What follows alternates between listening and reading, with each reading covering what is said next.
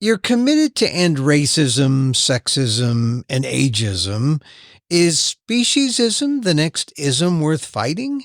One of the issues in the new book, Survival at Stake, by PETA Senior VP Poorva Joshipura. That's next on the PETA Podcast.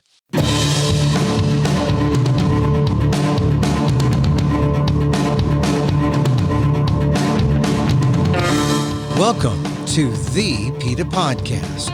I'm Emil, Guillermo, your host for this inside look at animal rights, brought to you by PETA, the largest animal rights organization in the world. On today's episode, how deep is your empathy? Have you turned on that switch in both the mind and heart to stop eating and using and exploiting other animals? Poorva Joshipura is a Senior VP of International Affairs for the PETA Foundation UK. She's also the author of a new book that explores how animals' well-being are intertwined with our own, and how we treat them has such an impact on us that it puts survival at stake. Survival at Stake. That's the name of the book, available now where books are sold. Poorva took time from her busy schedule to talk to us about the book from her office in London. Here's my conversation with Poorva Joshipura on the PETA Podcast. The question really that must be asked is, when do you have time to write a book? So, both of the books, my first book, For a Moment of Taste, and then the second one, Survival at Stake, I wrote predominantly on the weekends. And yeah, so that's the only way. I would try to write in the evenings, and sometimes I would be successful, or other times I would try to wake up early and write, but a lot of the writing was done on the weekends. And so you got this book, and when I heard about it, I thought, "Oh, that's great! You got a great publisher. The book is on sale now in the United States, and it's also on sale. People can get it anywhere books are sold, but I guess we can say Amazon. People can get it on Amazon." Anywhere where they buy books, including Amazon. My question, though, when I hear survival at stake, I get into the book, it really is about how humans generally think we are better than animals, but we're not really, right? Is that it? Well, I think humans, I've been working at PETA for nearly 25 years in some capacity. I was going to say I've been working in animal rights for that long, but no, I've been working in animal rights for longer as a volunteer and so on. But in all of that time, when I tell people I work in animal rights, one of the first comments many people say is, well, shouldn't we help humans first? And so I realized that many people don't understand that animal rights is human rights, that animal rights is environmentalism, that we are animals too, and therefore what we do to other animals has a direct impact on us. And I decided to write this book during the pandemic because what better reminder of this fact than COVID-19? Most scientists believe that COVID first infected human beings through a live animal wildlife market in China. That's not the first time that happened. Just about 17 years before that, SARS first infected humans in a similar kind of way. So it was COVID and the fact that this disease that had jumped from animals to humans through our mistreatment of animals, and how that had affected us on such a global scale, that made me think I should remind people that it's really not only COVID. It's, COVID, it's SARS, it's bird flu, it's swine flu, HIV and Ebola. The first infections of those to human beings are linked back to what is thought to be the hunting of primates. And there's, of course, the climate catastrophe pollution, antibiotic resistance. All of these things are linked to our treatment of animals. I might see where people would say, oh, well, okay, we're all in this world together, but we're still superior, aren't we? We're humans. We're still superior to animals. We are like animals in all of the ways that matter. We're like animals in our ability to feel pain, to suffer, to feel emotions. And we all came from the same place. All vertebrate animals have the same ancestor. We have the same ancestor from millions of years ago, but we all came from the same fish-like creature. We do. Humans come from a fish-like creature? Why don't I swim better than I do then? Well, it's been a long time since then.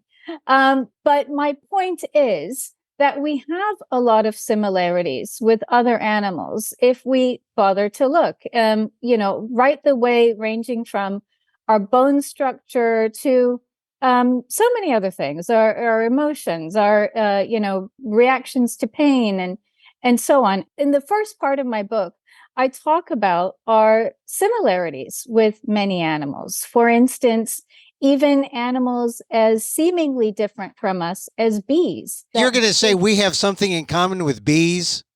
Well, do you dream at night? Because bees appear to dream at night. Okay, we both dream, but I don't fly like them. They buzz around and fly, and then they're mean. They get people. They sting people. Well, they do an important job for people too. And, they also appear to have what's like a post-traumatic stress disorder response to danger. So they remember dangerous situations and work to avoid them and have a real, response to them the same way that, or very similar to how a human being does. Yeah, but they can really flight. They have flight on their side. They have flight on their side, yes. And, other animals, cows are excellent mothers. Pigs love to play like dogs. And so by establishing the similarities that we have with other animals, and not only focusing always on the differences, the idea that what happens to other animals affects us too doesn't become so strange then for the readers. Yeah, and I guess that all right, I'm going to reserve judgment if anyone's going to say, "Oh yeah, I'm not better than an animal, or we're the same." But if you're an animal advocate, an animal rights person, I guess that's like the first thing that happens. You understand that there is that connection. And so it must be pretty strong when you are the senior vice president at PETA for international affairs, that had to be a pretty strong understanding to hit you. When, what were you, a teenager? Or were you younger than that?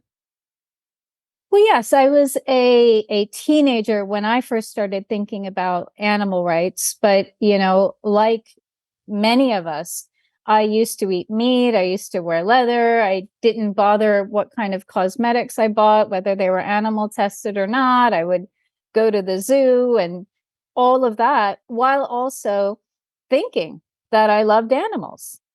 And so I didn't see the disconnect until a friend of mine, who also now works at PETA, we went to school together. She challenged me for choosing to eat a McDonald's chicken burger. We had gone on a school field trip and we sat down together at a mall food court, and I got a chicken burger and she got something vegetarian. And she said to me, "Are you really going to eat that?" And I asked her why. And she said, "Well, it's an animal." And I still ate the burger that day, but it got me thinking. And so the two of us went vegetarian together. We went vegan together. And we realized that, these animals are not inherently food. A chicken is not inherently food. A cow is not inherently food. This is just what some people label them as. And then it's really an arbitrary kind of designation. It changes culture to culture in any case. For instance, in some countries, dogs are considered food, not friend. And in other countries, cows are considered sacred rather than as food. And so we realized we have a choice in the matter, and we chose to no longer eat and wear animals, buy animal tested products, and so on. It was a journey. I mean, to become this is your career, this is your life, it had to hit you hard. And you have to admit that it's not like normal people get, come to that understanding as easily, right? I mean, it's got to be a kind of special thing, or there's a special moment that it hits you. Can it happen to regular folks who are just saying, well, I'm eating burgers today, but tomorrow, oh, something happened, I'm not eating burgers now? Well, I've heard so many people say things like somebody handed them a leaflet on the street and it totally changed their life. It wasn't just one thing that's one turning point, the story I just described to you with my friend, but it wasn't just one thing. I grew up in the US, I grew up in Virginia. And during the time that I was going to school, I was the only person of Indian descent in the school. And so I faced a lot of racism in my younger years. And, like all women, of course, I've also faced sexism in my life. And these experiences taught me what's wrong with all isms, not just racism and sexism, but also speciesism.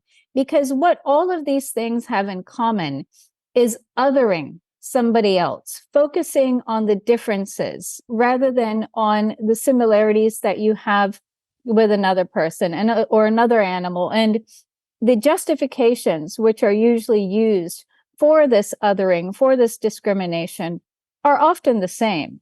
For instance, that wrongly believing that you're smarter than somebody else, or that you don't feel pain, or that you feel pain differently to somebody else, or that you feel more, that they feel less emotions, or this kind of thing. That has been historically used to other, say, for example, African Americans or anyone else who's different from oneself. When you start seeing the similarities between all of these things, you also start recognizing what's unfair about it. So people have been othering animals and you'll notice I have a T-shirt here in my closet saying "End Speciesism." PETA's been using the term for a few years now, but I imagine for some people, speciesism, after racism and sexism and ageism, people might think speciesism is a kind of new thing they hadn't heard of before. Yes, and speciesism is really quite similar, though, to racism, sexism. It's all about saying somebody who is unlike me is not as good as me. It's an arbitrary ranking of somebody else's moral value. For instance, that a dog is more important than a pig. That is also a form of speciesism, that one is worthy to sit on your couch while another you might cut up and put on your plate. But most speciesism is really an unfair bias in favor of our own species. It's a form of human supremacy. And increasingly, by giving it a name, speciesism, people are able to recognize what's wrong with it, what's flawed with it, and reject it, just as we do other isms now, like racism, sexism, or other injustices like homophobia and so on. So if you are prone to be against racism or against sexism, speciesism is just a natural, broader vision of inclusion.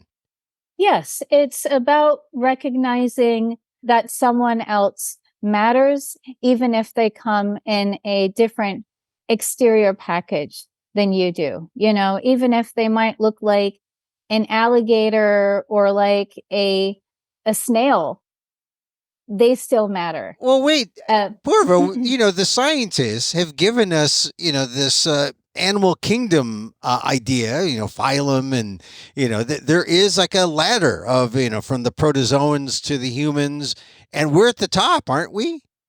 I really work to break down those kinds of notions because what I talk about, every single chapter is about different animals, different scenarios. So, for instance, I have a chapter on the oceans, I have a chapter on insects. And when you read these chapters, you really start understanding that we all need each other. It's not a hierarchy. It's a symbiosis. When we start messing with one part of that, say, for example, in my oceans chapter, I talk about the importance of whales to the planet. Whales are incredible carbon stores. They give more service to the planet than even trees.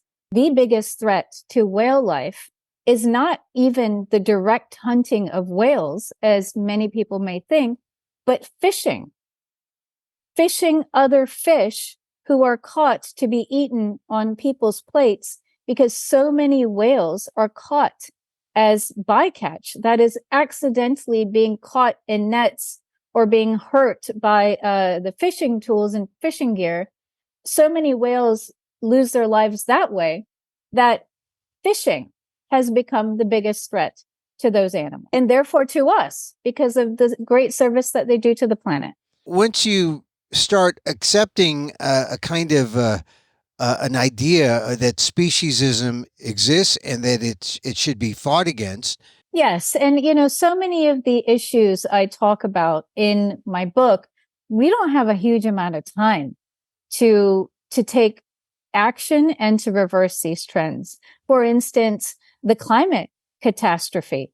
It is now well recognized that meat, egg, and dairy production is a huge contributor to the greenhouse gases that cause climate change. About 1/5 of human-caused greenhouse gases are attributed to meat, egg, and dairy production, or rather animal agriculture. Meat, egg, and dairy production uses up 1/3 of the world's freshwater resources. It uses up 1/3 of global cropland. These are crops that are fed to animals instead of human beings directly. And so it has a tremendous impact on the planet. These are very, very resource intensive foods as compared to if we would just eat plants directly. Being that we don't have a huge amount of time for that, some other major crises I talk about in the book include antibiotic resistance. Already, tens of thousands of people lose their lives every year due to antibiotic resistance. That is when drugs that human beings need fail to work. One of the major reasons that this is starting to happen is that we use more drugs, more antibiotics in the production of meat, eggs, and dairy foods. We feed more antibiotics to those animals than we even use for human medicine.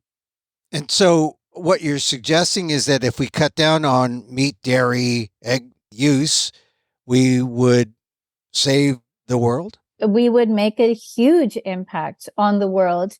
In fact, if you were going to do one thing to help the planet, scientists say the single most effective thing to do as an individual would be to go vegan, because, and by doing so, we would reduce our carbon footprint as individuals from food by 73%. So that is a huge positive thing that you can do for the planet, that you can do for animals. They say every person who goes vegan saves up to 200 animals a year. And it's a huge thing that you can also do for yourself, because doctors now tell us that by eating vegan, we protect ourselves better from heart disease, cancer, stroke, diabetes, and so on. So self-interest, that is ultimately what will move us, not an anti-speciesist thing, but self-interest. I'm going to help myself by not eating meat, right? Well, and maybe self-interest isn't such a bad thing if we kind of think about, if that's the motivating factor. Well, even by being selfish, we can make decisions that also help animals and that also help the planet. And that's really what Survival at Stake is about. It's about recognizing that helping animals, helping the planet means helping ourselves. If you don't want to do it for the animals, at least do it for yourself. But it gets to this bigger question. To what extent do we as humans have a moral responsibility toward the animals? I believe, and many people believe, increasingly people believe, that animals have an inherent worth, that their worth is not dependent at all on what human beings think of them or how human beings may use them. They are here on this planet for themselves, and they are worthy in and of themselves. And increasingly people think this, especially because today we know so much more about animals than we did yesterday. We know that they are intelligent, that they're good mothers, that they use tools, that they express emotions, that they grieve. We know so much more about them. So increasingly, many people think they have inherent worth. But in addition to that, if you care about yourself, you have to care about animals. If you care about yourself, you have to care about the planet. And that's the point I'm making in Survival at Stake. So in Survival at Stake, I talk about COVID-19 and SARS and how our caging and confining and cutting apart wildlife likely led to the pandemic, and it certainly led to SARS. I talk about, as I mentioned, HIV and Ebola, and how it is thought that these diseases first infected humans through the hunting of primates. Antibiotic resistance, our overuse of antibiotics in the meat, egg, and dairy industry, and how that is now killing us.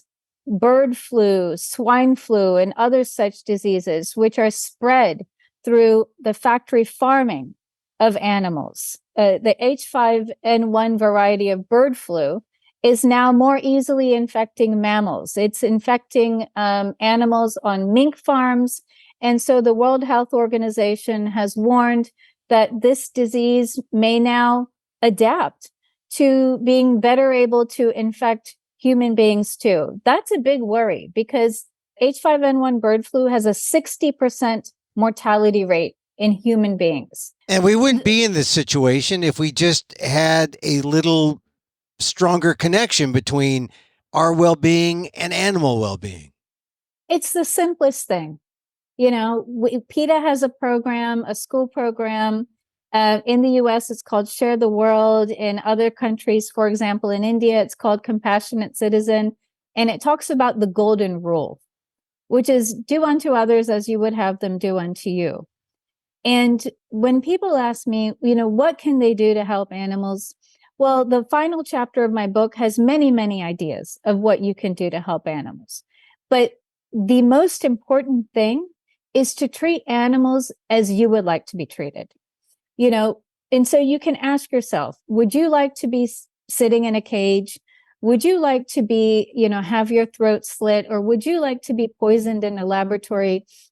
The answer is no. So that will guide us in how we should be treating other animals. And if we use that simple thing, the golden rule, as a guide, then we can put measures in place that can start to reverse the damaging trends, start to make choices in our lives. For example, to go vegan or to choose not to wear leather. Leather is the most polluting material in fashion. Or to choose to buy non-animal tested products and so on. And by making these kind choices, we can have a more positive impact on the planet and often our own health. All right. So you mentioned artificial leather or pleather. I was reading the other day about the plastics that go into pleather. And, you know, there have been a number of studies about all the nanoplastics in our water and our food supply. Is pleather, because you mentioned it, is it really, maybe we should just not use anything like leather or anything that might resemble an animal hide?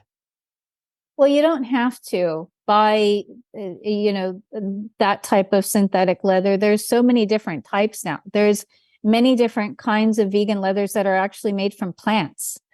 They're increasingly making leather out of pineapples or apples, but really it's just about buying something that's not made of animals. And there's a huge amount of eco-friendly choice when it comes to buying vegan fashions. So it really takes a mindset. And you're saying in your book, the mindset begins with rejecting speciesism, rejecting that idea, which is part of, it's in the grand traditions of racism and sexism. We mentioned all the other isms.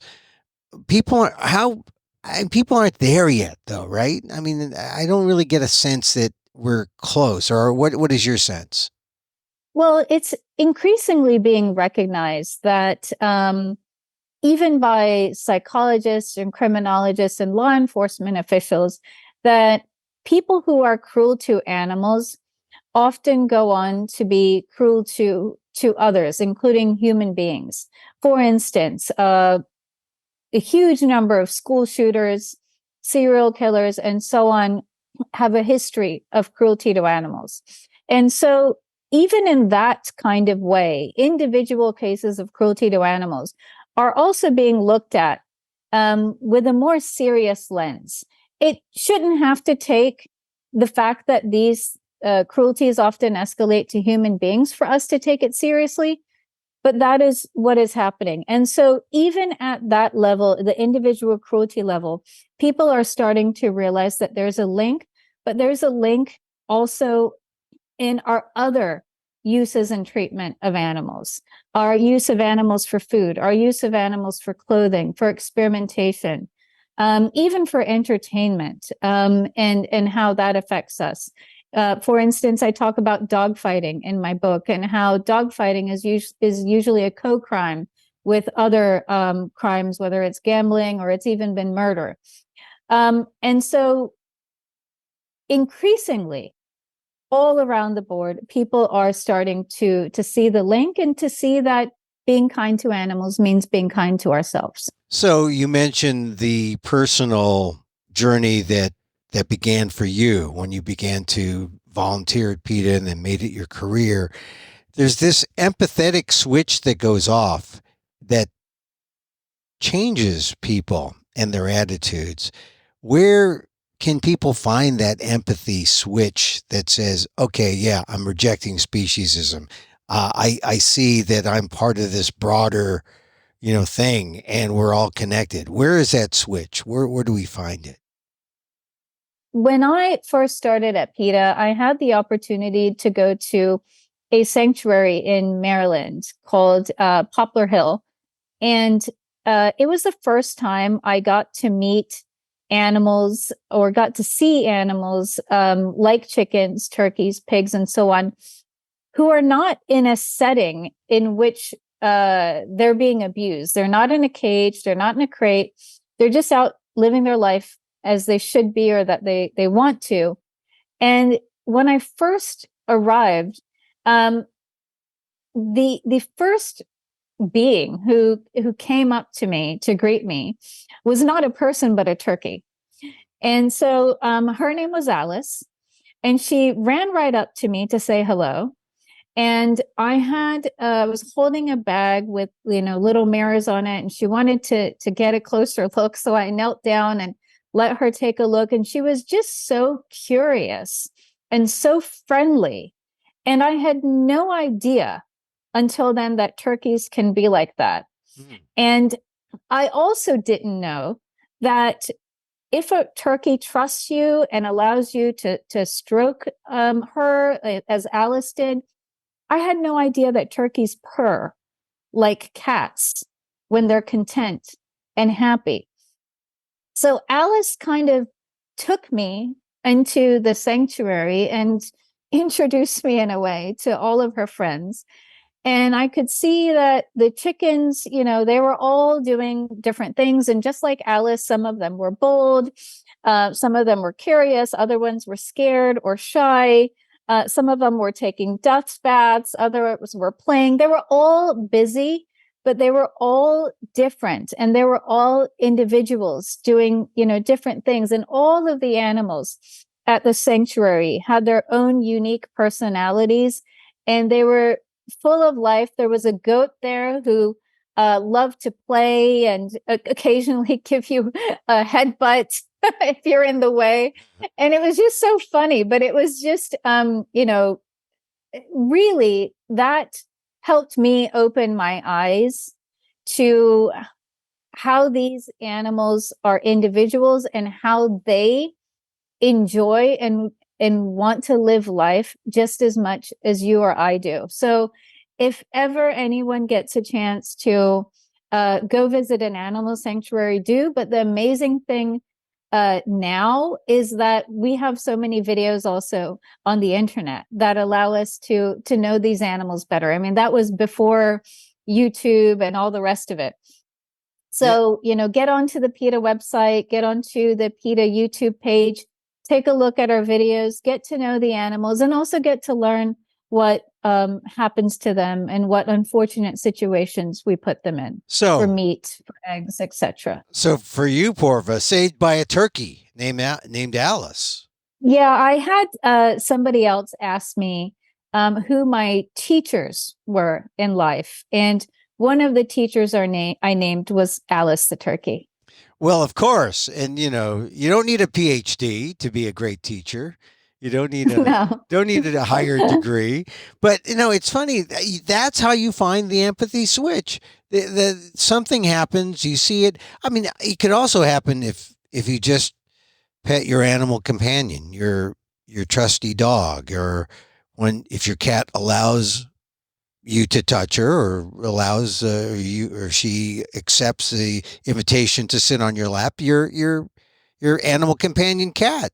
I mean, right there, it can, and it really, you can have an animal in your life, like a dog or a cat, or it can just be watching wildlife documentaries. Oh, yeah. It can just be taking a walk, seeing the birds and the squirrels in the park. There was one other experience, and this is a sad one. It's not like Alice the turkey. And this is the experience that really solidified me deciding that I'm going to help animals for the rest of my life.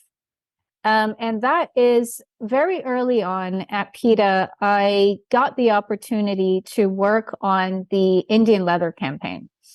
And that is when PETA had done an investigation of what happens to animals in India for leather, where they found that cows, buffaloes, and other animals were crammed onto trucks in such high numbers that their bones break, that they suffocate, they die en route, that at the slaughterhouse, they're killed in full view of one another.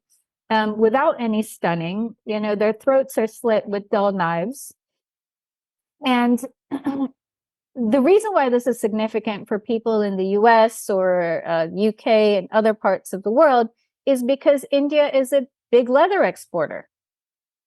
And so because of the pressure that the Indian leather industry was in, they had arranged a visit to a slaughterhouse. Now, the point of the visit is that I suppose they wanted to show us, look, things are not so bad, but you cannot hide the misery that is in a slaughterhouse. And so we went to the slaughterhouse in Kolkata, where much of the leather is exported from. And it was such a chaotic scene. There's butchers everywhere, there's animals everywhere who are terrified, and the butchers are slamming them to the ground and pushing them to the slaughter floor. And while all this chaos was happening, I locked eyes with a calf. And that calf was bellowing.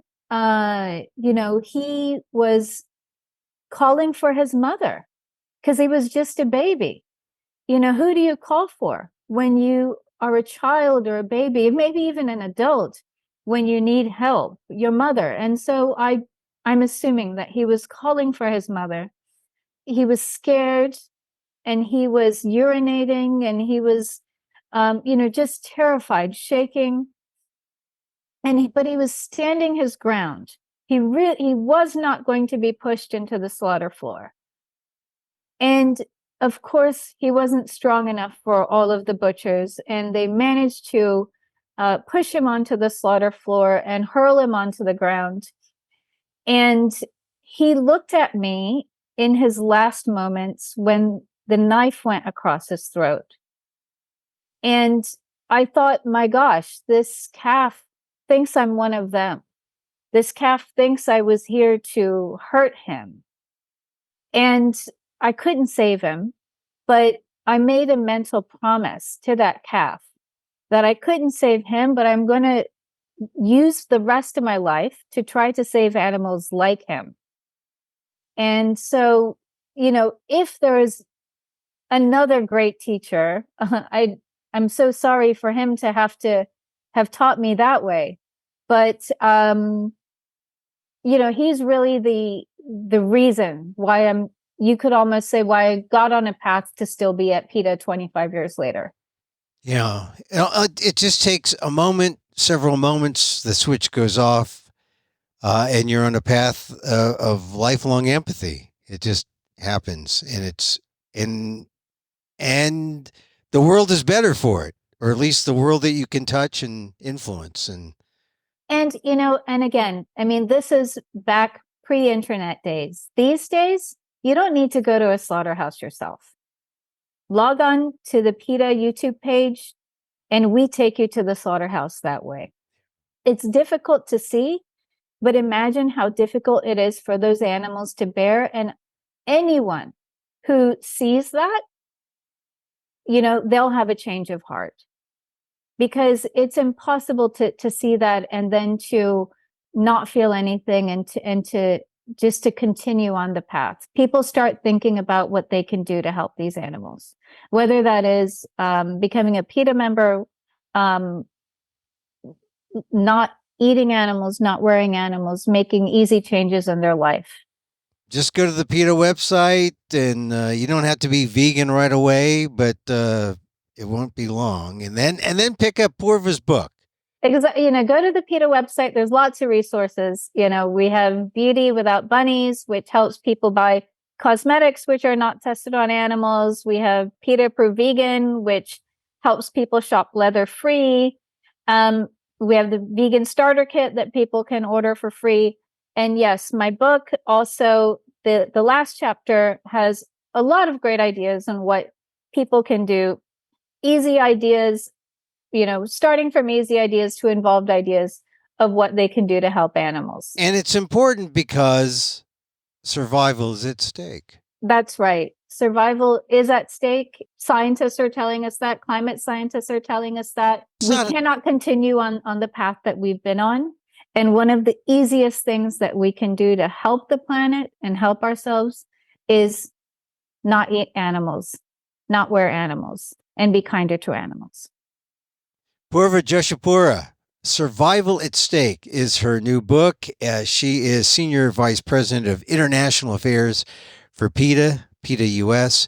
Poorva, congratulations on the book, and thank you for being on the PETA Podcast. Thank you. Thank you so much for having me again.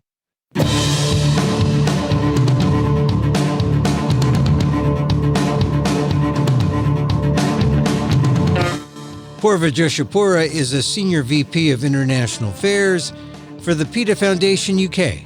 She's also the author of a new book that explores how animals' well-being are intertwined with our own, and how we treat them has such an impact on us that it puts survival at stake. It's the title of her new book, Survival at Stake. It's available where books are sold. And that's our show for today. Thank you for listening. Don't forget to send a link of the show to your friends. Tell them you liked the PETA Podcast. Contact us at PETA.org. You can find me on Twitter at Emil Amok. That's EMILAMOK. Or see my vlog at AMOK.com. Or see my work at ALDEF, the Asian American Legal Defense and Education Fund. That's ALDEF, AALDEF.org/blog. Or get this podcast on YouTube at Emil Amok 1.